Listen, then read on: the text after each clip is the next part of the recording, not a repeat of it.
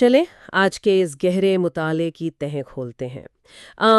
ہمارا آج کا موضوع ایک ایسا تصور ہے جو انسانی تاریخ، ہماری نفسیات اور کائنات کے جو بنیادی ڈھانچے ہیں بالکل ان کے مرکز میں موجود ہے۔ اور مطلب یہ ایک ایسا موضوع ہے جس پر جتنی بات کی جائے کم ہے۔ بالکل، آج ہم انصاف الہی اور روحوں کا فدیہ اس موضوع پر بات کر رہے ہیں، اور ہمارے پاس جو بنیادی ماخذ ہیں وہ قرآن مجید کی سورت یونس کی 3 انتہائی فکر انگیز آیات ہیں۔ جی، یعنی آیت نمبر 54، 55 اور 56۔ صحیح۔ اور دیکھیں، آج کا مقصد محض ان آیات کا ترجمہ بیان کرنا نہیں ہے۔ میں یہ واضح کرنا چاہتی ہوں کہ ہمارا ہدف ان کے اندر چھپی ہوئی کائناتی حقیقتوں کو، جو مطلق انصاف کا تصور ہے، اسے سمجھنا ہے۔ اور خاص طور پر انسانی نفسیات کی ان پیچیدہ تہوں کو سمجھنا جو ہم سب کے اندر کہیں نہ کہیں موجود ہوتی ہیں۔ مطلب یہ ایک ایسا تجزیہ ہے جو ہماری روزمرہ کی مادیت اور حتمی حقیقت کے درمیان ایک بہت بڑا سوالیہ نشان کھڑا کر دیتا ہے۔ 100%۔ اور ان آیات کا مطالعہ کرتے ہوئے جو چیز سب سے پہلے ذہن کو جھنجھوڑتی ہے وہ یہ ہے کہ یہ محض کوئی روایتی روحانی پیغام نہیں ہے۔ بالکل نہیں ہے۔ یہ تو انسانی نفسیات کا ایک ایسا بے لاگ اور گہرا تجزیہ ہے جو صدیوں پہلے بھی اتنا ہی قابل اطلاق تھا جتنا آج کی اس جدید ٹیکنالوجی اور سرمایہ کے دور میں۔ ہاں، یہ متن ہمیں ایک ایسے آئینے کے سامنے لا کھڑا کرتا ہے جہاں ہمارے بنائے ہوئے تمام دنیاوی سہارے، طاقت کا زوم اور ملکیت کے فریب ٹوٹ کر بکھر جاتے ہیں۔ اور یہ جاننا بہت اہم ہے کہ یہ نشست صرف معلومات اکٹھی کرنے کی حد تک نہیں ہے، بلکہ دیکھیں یہ ان تمام مفروضوں پر سوال اٹھانے کی دعوت ہے جن پر ہم نے اپنی زندگی کی پوری عمارت کھڑی کی ہوتی ہے۔ تو آئیے سیدھا آیت نمبر 54 کی طرف چلتے ہیں، جہاں سے اس حیرت انگیز منظرنامے کا باقاعدہ آغاز ہوتا ہے۔ اس آیت کا مفہوم کچھ یوں بیان کرتا ہے کہ اگر کسی ظلم کرنے والی جان کے پاس وہ سب کچھ ہو جو اس زمین میں ہے، تو وہ آنے والے عذاب سے بچنے کے لیے اس سب کو فدیے یا تاوان کے طور پر دینے کو تیار ہو جائے گی۔ بالکل۔ ذرا اس منظر کو تصور میں لائیں۔ ہم اپنی عام زندگی میں بھی تو دیکھتے ہیں کہ جب انسان کسی بہت بڑی مشکل، مثلاً کسی جان لیوا بیماری یا کسی سنگین قانونی مصیبت میں گرفتار ہوتا ہے تو اس کا رویہ کیا ہوتا ہے؟ ظاہر ہے وہ اپنا سب کچھ داؤ پر لگا دیتا ہے۔ وہ ساری جمع پونجی، اپنا سارا اثر و رسوخ، اپنی تمام جائیداد اس ایک مشکل سے نکلنے کے لیے قربان کرنے پر تیار ہو جاتا ہے۔ یعنی جان بچی تو لاکھوں پائے۔ بالکل۔ اور دنیا میں تو شاید یہ طریقہ کارگر ثابت ہو بھی جاتا ہے۔ مطلب لوگ دولت کے بلبوتے پر بڑے بڑے مسائل سے نکلنے کا راستہ ڈھونڈ ہی لیتے ہیں۔ بالکل۔ لیکن یہ آیت جس لمحے کی منظر کشی کر رہی ہے وہاں ترجیحات کا یہ پیمانہ مکمل طور پر بے بس ہو چکا ہوگا۔ ہاں، بے بس ہو چکا ہوگا۔ انسان اس قدر خوفزدہ ہوگا کہ اگر اس کے پاس پوری زمین کی بادشاہت بھی ہو تو وہ اپنی جان چھڑانے کے لیے اسے 1 سیکنڈ میں خود سے دور پھینکنے پہ راضی ہو جائے گا۔ یہیں پر ایک بہت بڑا تضاد ابھر کر سامنے آتا ہے جس پہ میں سوچ رہی تھی۔ دنیا میں انسان جس دولت کو جمع کرنے کے لیے اپنی پوری زندگی لگا دیتا ہے، بعض اوقات دوسروں کے حقوق غصب کرتا ہے، اخلاقیات کو پس پشت ڈال دیتا ہے، اسی دولت کو وہ اس حتمی لمحے میں کوڑے کے ڈھیر کی طرح سمجھ رہا ہوگا۔ اور یہاں لفظ ظلم کا استعمال بھی بہت معنی خیز ہے۔ یہ ایک بہت اہم نقطہ ہے۔ یہاں ظلمت یا اندھیرے کا تصور بھی شامل ہے۔ مطلب ظلم صرف کسی دوسرے کو جسمانی نقصان پہنچانا یا اس کا حق چھیننا نہیں ہے۔ صحیح، اس کے اور بھی پہلو ہیں۔ اس وسیع تناظر میں حقائق کو نظر انداز کرنا، کائناتی سچائیوں سے منہ موڑنا اور خود اپنی ہی جان کو اندھیرے میں دھکیلنا بھی ایک بہت بڑا ظلم ہے۔ اور انسان ساری زندگی خود کو ایک دھوکے میں رکھتا ہے، اور پھر جب حقیقت سامنے آتی ہے تو اس کا رد عمل کیسا ہوتا ہے؟ آیت کا اگلا حصہ نفسیاتی طور پر سب سے زیادہ ہلا دینے والا ہے۔ ہاں، وہ الفاظ ندامت کو، اپنے پچھتاوے کو چھپائیں گے۔ یہ پہلو تھوڑا عجیب محسوس نہیں ہوتا؟ بالکل ہوتا ہے۔ عام طور پہ جب انسان کسی بڑی مصیبت میں پھنستا ہے تو اس کا پہلا اور فطری رد عمل چیخنا، چلانا، رونا یا مدد کے لیے پکارنا ہوتا ہے۔ دیکھیں، دنیاوی مصیبتوں میں بالکل ایسا ہی ہوتا ہے، کیونکہ وہاں لاشعوری طور پر بچاؤ کی کوئی نہ کوئی امید باقی ہوتی ہے۔ انسان سمجھتا ہے کہ شاید اس کے رونے سے کسی کو رحم آ جائے گا یا اس کی چیخو پکار سن کر کوئی مدد کو پہنچ جائے گا۔ ایک امید ہوتی ہے۔ لیکن اس مخصوص لمحے کی نفسیات یکسر مختلف ہے۔ یہ وہ مقام ہے جہاں انسان پر یہ بھیانک حقیقت کھلتی ہے کہ اس نے جو کچھ بھی کمایا وہ سب فریب تھا۔ یہ وہ کیفیت ہے جسے ہم ایک گہرا سکتہ کہہ سکتے ہیں۔ یعنی جب صدمہ اتنا گہرا ہو جائے کہ الفاظ ہی ختم ہو جائیں۔ درست، یہ اس شرمندگی کا بوجھ ہے جو انسان کو اندر سے کھا رہا ہوتا ہے۔ اسے بخوبی معلوم ہو جاتا ہے کہ اب چیخنے چلانے کا کوئی فائدہ نہیں، کیونکہ اس نے خود اپنے فیصلوں سے اپنے ساتھ یہ سب کیا ہے۔ اور اس کی انا، اس کا غرور، اس کا وہ سارا زوم جو دنیا میں اسے دوسروں سے بڑھتر محسوس کرواتا تھا، وہ سب مکمل طور پر پاش پاش ہو چکا ہوتا ہے۔ تو وہ شرمندگی سے نظریں چراتا ہے۔ بالکل، وہ اس قدر بے بس اور ذلیل محسوس کرتا ہے کہ وہ کسی سے نظریں بھی نہیں ملا پاتا۔ یہ خاموش ندامت کسی بھی جسمانی تکلیف سے کہیں بڑا اور گہرا نفسیاتی عذاب ہے۔ یہ بات واقعی سوچنے پر مجبور کرتی ہے کہ اس شدید نفسیاتی کرب، خوف اور خاموش ندامت کے ماحول میں انصاف کا کیا معیار ہوگا؟ کیا اس انتہائی خوفزدہ کیفیت یا اس خاموشی کی وجہ سے فیصلے میں کوئی جھول آ سکتا ہے؟ یہی تو کمال ہے۔ آیت کا اگلا حصہ اس سوال کا بہت واضح جواب دیتا ہے۔ وَقُضِیَ بَیْنَهُمْ بِالْقِسْطِ وَهُمْ لَا يُظْلَمُونَ۔ ان کے درمیان مکمل انصاف کے ساتھ فیصلہ کیا جائے گا اور ان پر ذرہ برابر بھی ظلم نہیں ہوگا۔ یہ مطلق انصاف یا حتمی قسط کا تصور ہے۔ اگر ہم اس کا موازنہ دنیاوی نظام عدل سے کریں تو دنیا کی عدالتوں میں فیصلے جذبات، خوف، نامکمل شواہد، گواہوں کے بیانات اور بعض اوقات ہمدردی یا دباؤ کی بنیاد پر بدل سکتے ہیں۔ ہاں، وہاں تو وکیل دلائل سے سچ کو جھوٹ اور جھوٹ کو سچ ثابت کرنے کی کوشش کرتے ہیں۔ لیکن یہ متن جس عدالت کی بات کر رہا ہے وہاں انسان اپنی ندامت کے بوجھ تلے دبا ہونے کے باوجود کسی ناانصافی کا شکار نہیں ہوگا۔ جس نے جتنا کیا ہے اسے ترازو نے تول کر بالکل اتنا ہی ملے گا، نہ ایک ذرہ کم نہ ایک ذرہ زیادہ۔ یہ حقیقت ایک ہی وقت میں خوفزدہ کرنے والی بھی ہے اور تسلی بخش بھی۔ تسلی بخش کیسے؟ خوفزدہ اس لیے کہ وہاں کوئی دنیاوی ہتھ کنڈا، کوئی سفارش یا کوئی جذباتی اپیل کام نہیں آئے گی، اور تسلی بخش اس لیے کہ یہ کائنات کے ایک انتہائی منصفانہ اور بے اب لخام کی ضمانت فراہم کرتی ہے۔ یعنی مظلوم کے لیے امید ہے؟ بالکل، جس شخص نے دنیا میں خاموشی سے ظلم سہا ہو اور اسے انصاف نہ ملا ہو، اس کے لیے یہ مطلق انصاف کا تصور ایک بہت بڑی امید ہے۔ لیکن ذرا رکیے، اگر ہم آیت نمبر 54 کے اس فدیے والے تصور کو آگے بڑھائیں اور اسے اگلی آیت یعنی آیت نمبر 55 کے ساتھ جوڑیں تو ایک بہت ہی دلچسپ عقلی گتھی سلجھتی ہے۔ ہاں، انسان کی خام خیالی والی گتھی۔ انسان اس خام خیالی میں تھا کہ وہ پوری زمین کی دولت فدیے میں دے کر بچ جائے گا، لیکن آیت 55 اس سوچ کے غبارے سے ہوا نکال دیتی ہے۔ بالکل۔ یہ آیت ایک زبردست اعلان کے ساتھ شروع ہوتی ہے۔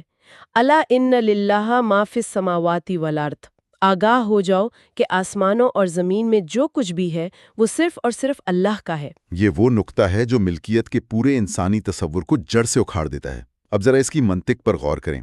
انسان کس چیز کو فدیے کے طور پر پیش کرنے کی پیشکش کر رہا ہے؟ اس زمین کی دولت کو، جو کہ اس کی ہے ہی نہیں۔ بالکل۔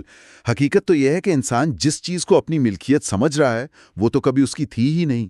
یہ تو بالکل ایسی ہی صورتحال ہے۔ میں سوچ رہی تھی جیسے کوئی مجرم کسی عدالت میں جج کے سامنے کھڑا ہو اور وہ اسی جج کی تجوری سے پیسے چرا کر اسی جج کو رشوت دینے کی کوشش کرے کہ اس کے بدلے مجھے چھوڑ دیا جائے۔ واقعی یہ تو سراسر بے وقوفی اور حقائق سے مکمل لا علمی ہے۔ یہ ایک بہت ہی عمدہ اور واضح مثال ہے۔ ہم اس دنیا میں جن چیزوں پر اپنی ملکیت کا دعویٰ کرتے ہیں، مطلب یہ میرا گھر ہے، یہ میرا بینک بیلنس ہے، یہ میری زمین ہے، یہ سب تو صرف ایک عارضی استعمال کے لیے دی گئی چیزیں ہیں۔ بالکل۔ کائنات کی اصل ملکیت اور انسان کی خیالی ملکیت کے درمیان کا یہ فرق سمجھنا ہی دانش مندی کی پہلی سیڑھی ہے۔ جب یہ تسلیم کر لیا جائے کہ آسمانوں اور زمین کی ہر شے کا مالک وہ حتمی خالق ہے، تو پھر فدیہ دینے یا دنیاوی طاقت پر غرور کرنے کا سارا تصور بنیاد سے محروم ہو جاتا ہے۔ بالکل، اس کی کوئی بنیاد ہی نہیں رہتی۔ لیکن اکثرہم لا یعلمون۔ آگاہ رہو کہ اللہ کا وعدہ بالکل سچا ہے، مگر ان میں سے اکثر لوگ نہیں جانتے۔ یہاں کس وعدے کی بات ہو رہی ہے؟ یہ اس اٹل وعدے کی بات ہے کہ حتمی انصاف کا دن آئے گا۔ اعمال کا کڑا حساب ہوگا اور ہر عمل کا نتیجہ بھگتنا پڑے گا۔ یہ کائنات کا ایک ایسا سچا وعدہ ہے، ایک ایسی ٹھوس حقیقت ہے جو ہر حال میں پوری ہونی ہے۔ اور جدید معاشرے میں جدید معاشرے میں اکثر موت اور اس کے بعد کے انصاف کو ایک فرضی کہانی یا محض ایک دور دراز کے تصور کے طور پر دیکھا جاتا ہے، لیکن یہ مدن اسے کائنات کی واحد اور سب سے بڑی حقیقت کے طور پر پیش کرتا ہے۔ اور المیہ یہ ہے کہ اکثر لوگ نہیں جانتے۔ یہ لا علمی صرف معلومات کی کمی کا نام نہیں ہے۔ آج کے دور میں معلومات تو ہر جگہ بکھری پڑی ہیں۔ ہاں، مسئلہ معلومات کا نہیں ہے۔ یہ دراصل وہ غفلت ہے، وہ اندھا پن ہے جس میں انسان مادیت کے شور اور روزمرہ کی دوڑ دھوپ میں اس قدر غرق ہو جاتا ہے کہ وہ اس حتمی سچائی کو دیکھنے سے ہی انکاری ہو جاتا ہے۔ یہ غفلت ایک طرح سے جان بوجھ کر اختیار کی گئی ہوتی ہے۔ میں سمجھتا ہوں انسان ساری زندگی ایک سراب کے پیچھے بھاگتا رہتا ہے۔ ایک دھوکہ؟ بالکل۔ وہ سمجھتا ہے کہ شاید اگلی پروموشن، اگلا بڑا گھر یا بینک اکاؤنٹ میں چند اور صفر کا اضافہ اسے وہ تحفظ فراہم کر دے گا جس کی اسے تلاش ہے۔ اور جب اچانک اس پر حقیقت کھلتی ہے تو وہ دیکھتا ہے کہ جسے وہ سچ سمجھ کر جمع کر رہا تھا وہ تو محض ایک فریب تھا۔ اور جسے وہ جھٹلا رہا تھا اصل سچائی وہی تھی۔ بالکل۔ اور یہی وہ غفلت ہے جس کا انجام وہ گہرا اور خاموش پچھتاوا ہے جس پر ہم نے پہلے بات کی تھی۔ یہ لا علمی کل کو کوئی ایسا عذر نہیں بن سکے گی جو انسان کو بچا لے، کیونکہ سچائی کے اشارے تو کائنات کے ذرے ذرے میں موجود ہیں۔ صحیح۔ اگر انسان ذرا سا بھی ٹھہر کر غور و فکر کرے تو اسے ہر چیز کے اندر وہ حتمی حقیقت اور وہ سچا وعدہ نظر آ جائے۔ لیکن ہم اپنے روزمرہ کے چھوٹے چھوٹے اہداف اور اس عارضی دنیا کی چمک دمک میں اتنے محو ہو چکے ہیں کہ بڑی تصویر کو دیکھنے کی صلاحیت ہی کھو بیٹھے ہیں۔ اسی بڑی تصویر کو مکمل کرنے کے لیے اس مطالعے کی تیسری اور آخری آیت یعنی آیت نمبر 56 سامنے آتی ہے۔ یہ آیت بظاہر بہت مختصر ہے لیکن اس کے اندر کائنات کا سب سے گہرا فلسفہ سمایا ہوا ہے۔ وَيَحْيَا وَيُمِيتُ وَإِلَيْهِ تُرْجَعُونَ۔ وہی زندگی دیتا ہے اور وہی موت دیتا ہے اور اسی کی طرف تمہیں لوٹ کر جانا ہے۔ اگر ہم ان تینوں آیات کے تسلسل اور ان کے منطقی ربط کو دیکھیں تو یہ کمال کی بات ہے۔ پہلی آیت میں انسان کے غرور کے ٹوٹنے اور اس کی حتمی بے بسی کا منظر تھا۔ دوسری آیت میں اس کی وجہ بتائی گئی کہ وہ کائنات کا مالک نہیں، اس لیے فدیہ نہیں دے سکتا۔ اور اب تیسری آیت میں یہ حقیقت عیاں کی جا رہی ہے کہ انسان تو اپنے وجود تک کا مالک نہیں ہے، اس کی اپنی سانسیں تک اس کے اختیار میں نہیں ہے۔ جو ہستی آسمانوں اور زمین کی وسعتوں کی مالک ہے، وہی ہستی انسانی زندگی کی ابتدا اور موت کے انجام پر مکمل اور مطلق اختیار رکھتی ہے۔ یہ زندگی اور موت کا دائرہ کسی اندھے حیاتیاتی اتفاق کا نتیجہ نہیں ہے، بلکہ یہ ایک انتہائی باشعور، منظم اور بامقصد نظام کا حصہ ہے۔ جب انسان خود اپنی زندگی اور موت کا فیصلہ نہیں کر سکتا، جب اس کا اس دنیا میں آنا اور یہاں سے جانا اس کے اپنے کنٹرول میں ہی نہیں ہے، تو پھر اس کا تکبر کس بنیاد پر ہے؟ بالکل۔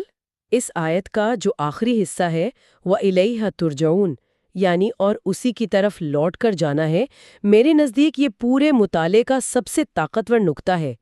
ہم اکثر موت کو ایک اندھے انجام یا ایک حتمی کٹ آف کے طور پر دیکھتے ہیں جہاں سب کچھ بس ختم ہو جاتا ہے۔ ہاں، لوگ یہی سمجھتے ہیں۔ لیکن یہاں جس لفظ کا انتخاب کیا گیا ہے وہ ختم ہونا یا مٹ جانا نہیں ہے، بلکہ لوٹ کر جانا ہے۔ لوٹ کر جانے کا مطلب یہ ہے کہ ایک نقطۂ آغاز تھا جہاں سے سفر شروع ہوا، اور پھر ایک نقطۂ انجام ہے جو دراصل اسی مرکز کی طرف واپسی ہے۔ یہ لفظ اس بات کی یاد دہانی ہے کہ ہم اس دنیا کے مستقل باشندے نہیں ہیں۔ ایک قیام گاہ ہے۔ جی، یہ دنیا ایک گزرگاہ ہے، ایک قیام گاہ ہے، اور ہر مسافر کو اپنا عارضی سفر مکمل کرنے کے بعد اپنی اصل منزل کی طرف، اپنے خالق کی طرف واپس لوٹنا ہی ہوتا ہے۔ اور جب وہ واپس لوٹے گا تو اس کے پاس کوئی دنیاوی فدیہ نہیں ہوگا۔ وہاں جائیداد کے کاغذات یا بینک بیلنس نہیں چلے گا، صرف اعمال۔ وہاں صرف اس کے اعمال ہوں گے، اور سامنے وہ منصف ہوگا جس کا فیصلہ اٹل اور مکمل انصاف پر مبنی ہوگا۔ اس تصور کو اگر آج کی جدید زندگی پر لاگو کیا جائے تو میں یہ کہہ سکتا ہوں کہ یہ انسانی سوچ میں ایک زبردست اور مثبت انقلاب برپا کر سکتا ہے۔ جب یہ شعور بیدار ہو جاتا ہے کہ ہر حال میں لوٹ کر جانا ہے اور وہاں کوئی رشوت، کوئی فدیہ، کوئی دنیاوی تعلق کام نہیں آئے گا، تو زندگی گزارنے کا پورا نظریہ ہی یکسر بدل جاتا ہے۔ انسان پھر دوسروں کے حقوق غصب کرنے سے گریز کرتا ہے، وہ دولت کو اپنا خدا نہیں بناتا۔ وہ اس دنیا کی عارضی چمک دمک کو اس کی اصل حیثیت یعنی ایک عارضی استعمال کی چیز سے زیادہ اہمیت نہیں دیتا۔ یہ آیات محض ڈرانے کے لیے نہیں ہے، بلکہ یہ حقیقت پسندی کا ایک بہت بڑا اور گہرا سبق ہے۔ بالکل۔ یہ ہمیں بتاتی ہیں کہ اس سے پہلے کہ وہ وقت آ جائے جب خاموش ندامت کے سوا کوئی چارہ نہ رہے، حقیقت کو پہچان لیا جائے۔ یہ دراصل زندگی کو متوازن کرنے کا ایک طریقہ ہے۔ جب یہ مان لیا جائے کہ اصل مالک وہ ہے، تو دنیاوی نقصانات پر انسان حد سے زیادہ مایوس نہیں ہوتا۔ جب یہ جان لیا جائے کہ انصاف بہرحال ہونا ہے، تو ظلم کا شکار ہونے کے باوجود انسان امید نہیں ہارتا، کیونکہ اسے اس حتمی عدالت اور اس کے مطلق انصاف پر یقین ہوتا ہے۔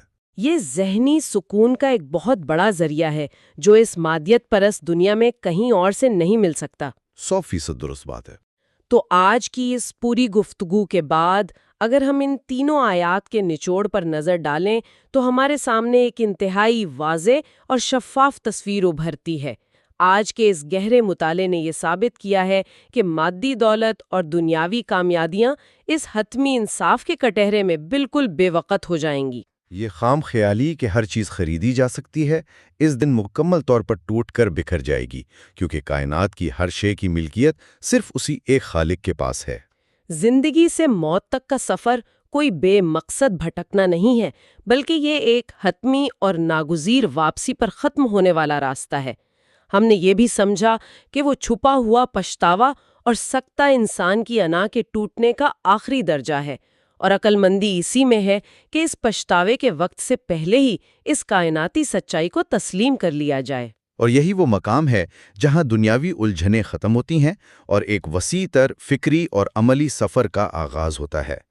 اس سفر کے اختتام پر ان تمام باتوں کو سمیٹتے ہوئے ایک سوال ذہن میں ابھرتا ہے جو ان آیات کے مطالعے کے بعد ایک فطری تجسس کو جنم دیتا ہے۔ وہ کیا؟ اگر زمین کی تمام دولت بھی اس حتمی انصاف کے دن کسی کام نہیں آ سکتی، اسے فدیے کے طور پر قبول نہیں کیا جا سکتا کیونکہ وہ تو پہلے ہی اس خالق کی ملکیت ہے، تو پھر وہ کون سی اصل کرنسی ہے؟ وہ کون سا حقیقی اثاثہ یا کمائی ہے جو واقعی ایک روح کی اپنی محنت کا نتیجہ ہے؟ ایک گہرا سوال ہے۔ وہ کیا چیز ہے جسے کوئی بھی انسان اس آخری اٹل اور ناگزیر واپسی کے وقت اپنے ساتھ لے کر جائے گا اور جسے اس عظیم اور منصفانہ عدالت میں پیش کیا جا سکے گا؟ ایک ایسا سوال جو دنیا کی ہر دوڑ کو ایک لمحے کے لیے روک کر گہرے غور و فکر کی دعوت دیتا ہے۔ ایک ایسا غور و فکر جو زندگی کا رخ بدل سکتا ہے۔